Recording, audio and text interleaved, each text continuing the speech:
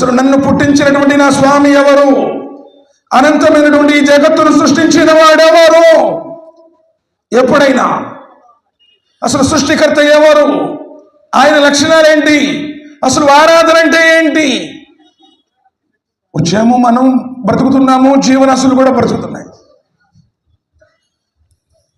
Sir డబ్బు ఉందనుకుంటున్నారేమో బహుశా మీరు. డబ్బు కాపాడలేదు.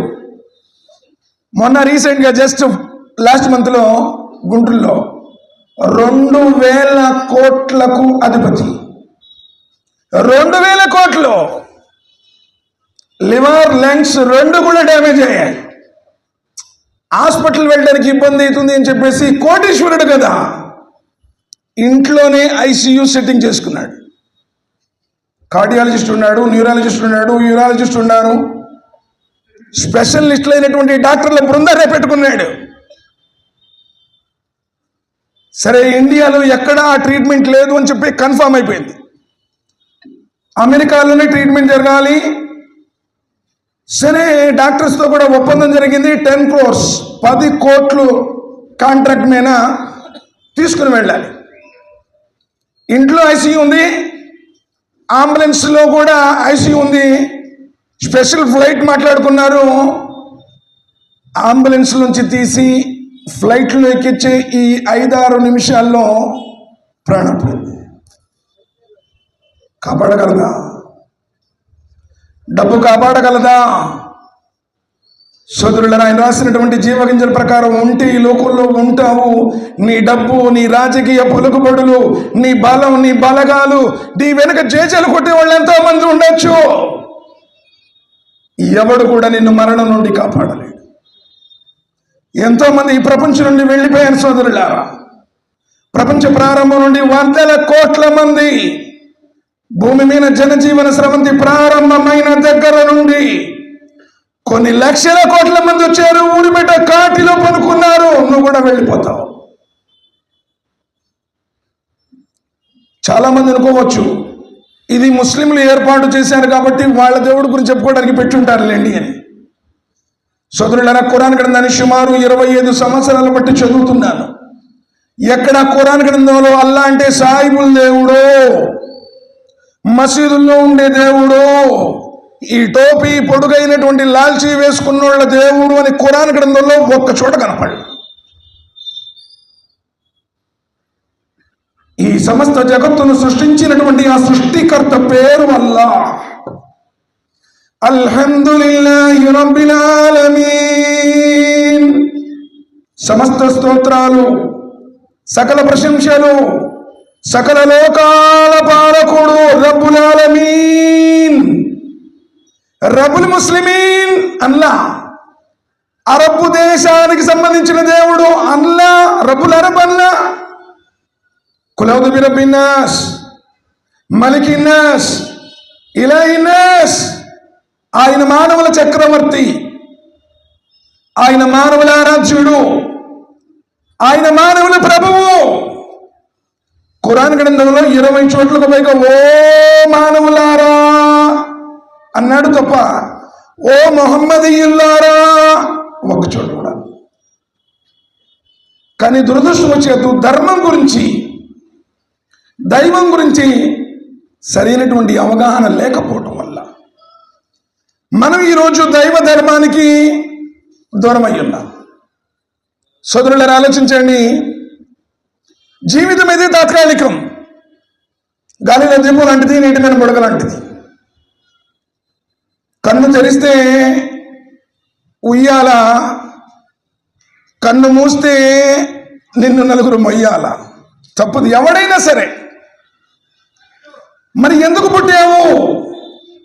ఈ ప్రపంచానికి ఎందుకు వచ్చావు? అల్లాహ్ సుబ్హానహు వ తఆలా అంటున్నారు, యా అయ్యుహన్నాసు ఉబుదు రబ్బకుం, ఓ మానవులారా ఆరాధించండి మీ స్వామిని. ఎవరైతే మిమ్మల్ని పుట్టించాడో అల్లదీ ఖలఖకుం వల్లదీన మిన్ కబ్లికుం, మిమ్మల్ని, మీ తాత ముత్తాతలను, మీ పూర్వీకులను భూమి మీద జనజీవన స్రవంతి ప్రారంభమైన నాటి దగ్గర నుండి సమస్త మానవులను ఎవరైతే పుట్టిస్తున్నాడో ఆ స్వామిని ఆరాధించండి. అల్లదీ జఅలలకుముల్ అర్ద ఫిరాషం, ఆయన భూమిని పాన్పుగా చేశాడు, ఈ భూగోళాన్ని శూన్యంలో వ్రేలాడదీశాడు. గంటకి 1678 కిలోమీటర్ల వేగంతో తిరుగుతున్నటువంటి ఈ భూగోళాన్ని మానవ నివాస యోగ్యంగా మలచాడు. ఆకాశాన్ని కప్పుగా చేశాడు, మెడల నుండి ధారాపదంగా వర్షాన్ని కురిపిస్తున్నాడు.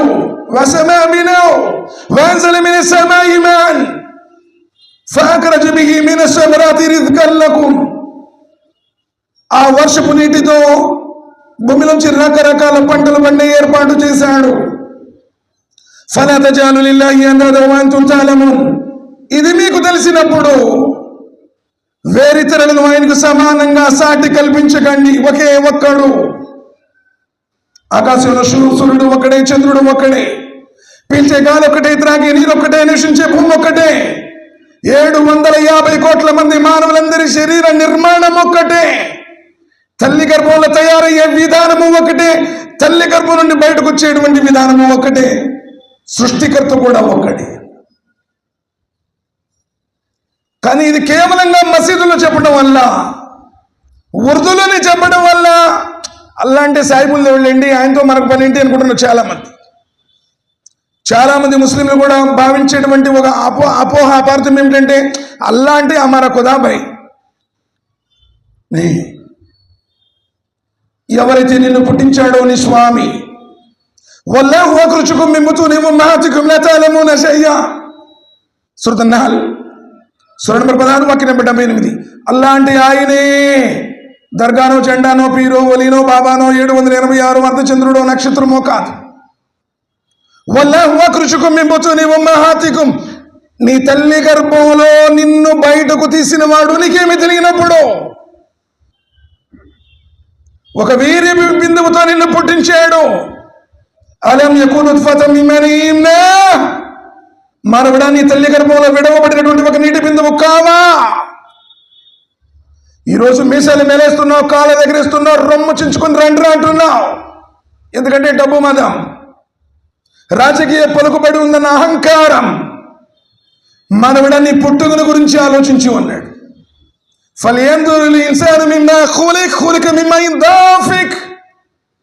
వెన్నెముక నుండి, ప్రకటెముక నుండి వచ్చినటువంటి ఒక నీటి చుక్కతో పుట్టించాను అన్నాడు. తండ్రి నుంచి వెలువడినటువంటి శుక్రకణము, తల్లి అండాశయంలో వెలువడినటువంటి అండము రెండు కలిసి కోటాను కోట్ల జీవ కణాల సముదాయంగా మారిన తర్వాత ఆ వీరి బిందుకు ఎవడు చెప్పాడు కాళ్ళు కావాలి, నిలువెల్లని శరీరంలో ఉన్నటువంటి అంగము తయారు కావాలి. చూసే కళ్ళు, వినే చెవులు, మాట్లాడే నోరు, నడిచే కాళ్ళు, ఊహకందనటువంటి జ్ఞాపక శక్తి. ఆ వీరి బిందుకు ఎవడు ఇంత అద్భుతమైనటువంటి డిజైన్ గా చేశాడు? వల్లాహు అఖ్రజకుం మిన్ బుతూని ఉమ్మహాతికుం లా తఅలమూన షై'a. నీ తల్లి గర్భంలో ఉన్నప్పుడు నీకేమీ తెలియనప్పుడు ఎవరైతే నీ తల్లి గర్భం నుంచి బయటకు తీశాడో, యఖ్లుకుకుం ఫీ బుతూని ఉమ్మహాతికుం కల్కిన్ మిన్ బాది కల్కిన్ ఫీ దులుమాతిన్ తలాతా.